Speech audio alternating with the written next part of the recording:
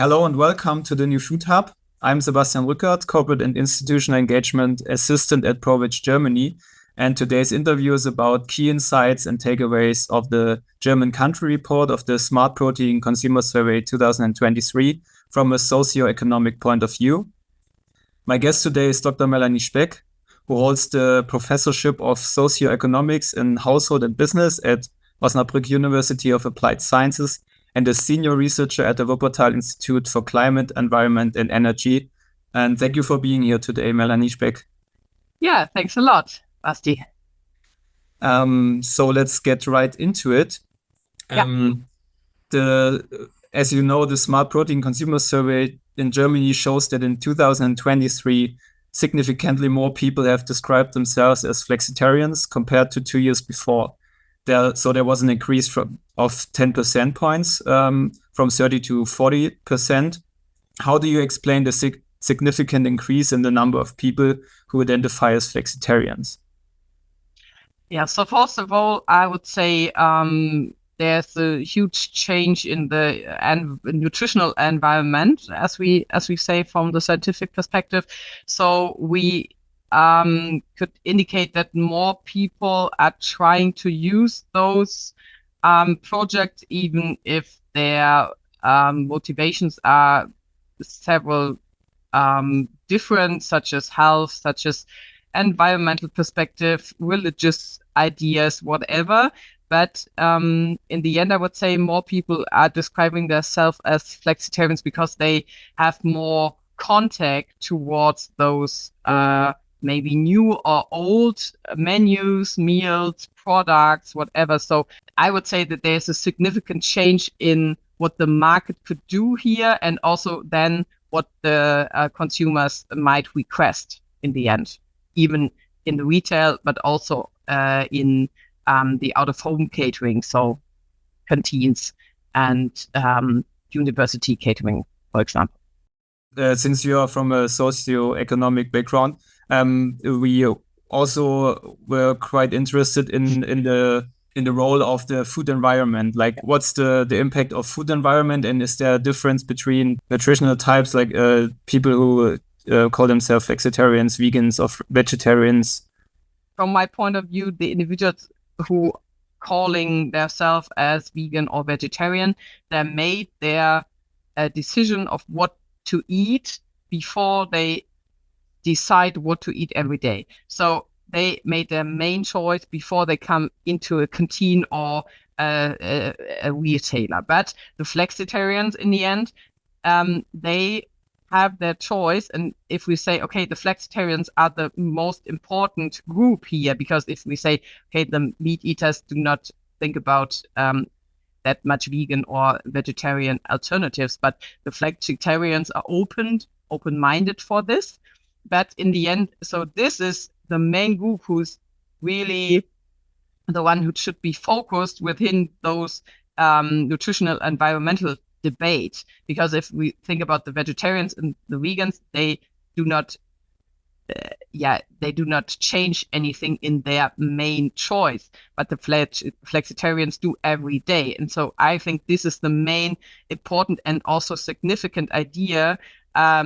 So why we should discuss about the availability of several choices, and also in the availability of menus here in the canteens and also in the retail stuff, because those people, those members of this flexitarian group, will decide every day and will decide flexibly, so as they are called. So, and the final decisions then is made often in the location. So, as we call it, point of sale, and also in this canteen. So, we have much more choice factors, such as the portion size, and also maybe some kind of sensory tasting, as what you smell there, what you see there. Maybe also your peer group is making your choice. And then if you are flexitarian, you decide by having all those factors within a few seconds integrated in your decision. So this is the main point why we should care about the food environment. And from the scientific idea, we still do not have a straight definition. What is a food environment and what do we call it, and what are the main factors we have to think about? We found in the report or in the study that sustainability is not the main motive when it comes to choosing meat or dairy consumption and choosing plant-based alternatives. Do you have other or more explanations for this reason? Why is sustainability not so important? Yeah, so from the individual perspective, I would say, especially from the everyday eating perspective, people think, okay, I'm not able to rescue everybody. I only want to eat something within my lunch break. And in the end, if we see those sustainability motives, they are not that effective than other motives. So time efficiency is a main point here. Then the cost efficiency. So if your budget is low, then maybe alternatives in this way could work in a nice way. And then also this health promotion. So what I said before, that there is a strong link between health and eating. And then also there might be a broad availability, so that people have much more contact within alternatives than they had it maybe a few years before. We see, especially in the canteens, if there are strong animal counterparts such as Currywurst or Königsberger Klopse in German, specific menu, then we see that, of course, the main flexitarians, if we have those strong dishes here, then they often do not choose the vegetarian or vegan menu. And that is why we, especially in this out-of-home catering, have to care about the whole weekly menu plans and plannings, and to make it more easier, get a planetary health done and a planetary diet.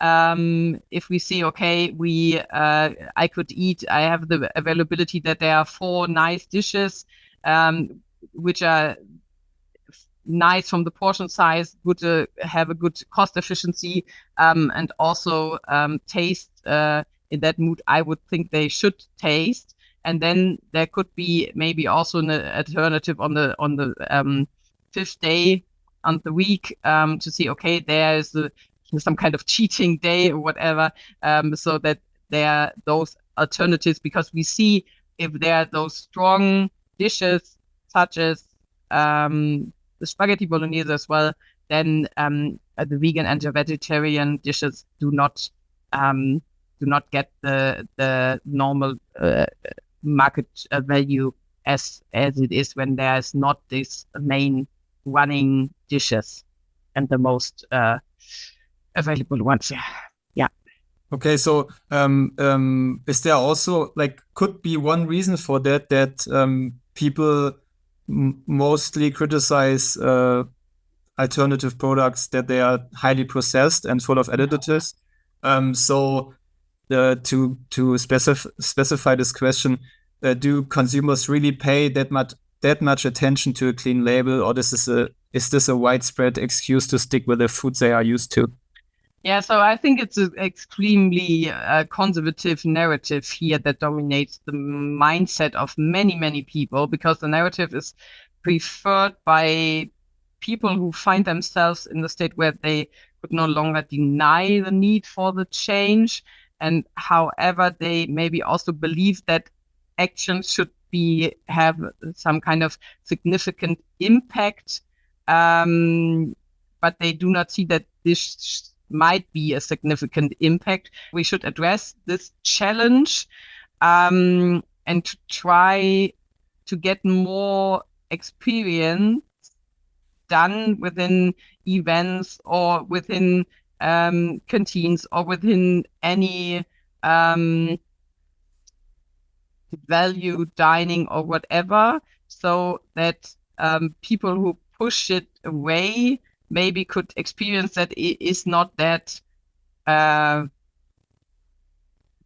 don't know what they often think it is, might be unhealthy, or it is not that tasty as they might think. Often, if we compare vegetarian alternative products and those meat products, then significantly those plant-based products compete in a better way in the nutritional and health perspective. So it is a very conservative perspective on still pointing this highly processed argument forward. And you already mentioned a few times the canteens and like eating not at home. So in our report, the most respondents stated that they intend eating plant-based alternatives most frequently at home in the future. But is there an overall tendency away from eating out and towards cooking at home? And are there differences in the choice of plant-based alternatives depending whether people eat at home or away from home? And if so, what are these differences? First of all, from the main perspectives from COVID, we saw that many people have made new cooking experience within their private households. But now we compensate that, and we see that same people are came back towards out of home catering. So we still have the same guest counts here. So in the end, the most important meal to address is, of course, the lunch meal, because nearly, if you see children in the kindergarten, school children, people within a business, students, also people who are in elderly homes and all that stuff, they all eat lunch out of home. And so this is, from my point of view, the main perspective we should address to get more experience done within alternative products here. And then we see the breakfast is still, it is differentiated between several households, but in the end, most German households do have breakfast inside if they have breakfast.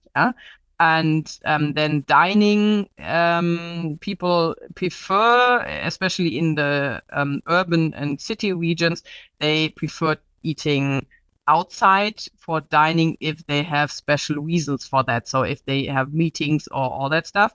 But in the end, if you see family households, then they normally eat together for dinner. It is much more important to see that this lunch experience is the main experience where we could maybe support this plant-based, pulse-focused diet, so that there is gained some kind of experience to say, okay, this is a nice taste, it's a good recipe and a good menu, which makes me happy for the whole afternoon.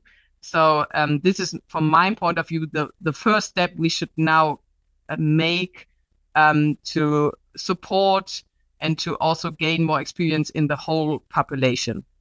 Okay, very interesting. And at the end, do you have any closing words you want to add to this topic? In the end, I would say that there's a large range of alternatives right now in the market. So from the private perspective and also from the more governmental perspective, from the canteen perspective. So I would say that we have to support from the scientific idea, we have to support with data and with neutral scientific reports to underline that this is the good idea of creating a new vision of what food could be in the future. So right now I do support the German Nutrition Association. They have made their new recommendations for having a better diet, and they considering also the environmental perspective here. And now it is needed that the new quality standards for all the settings for the canteens are reworked, and this is also what I try to support here. And this is also a main step, because then we have this governmental link here, and have a quality standard which is made for all settings in Germany, and which is also based on a significant and scientific evaluation here. The main thing is not what is on the dish, so it is more like what is the taste, what makes me happy, what satisfies my hunger, and what is the price. So I think these are the main factors for influencing food choices, and especially in the canteens, but also in the retail. And so I think we should much more keep in mind that in the end, the taste is the main focused perspective, and also the price. And so we also have to, stimulate the market with considering those factors.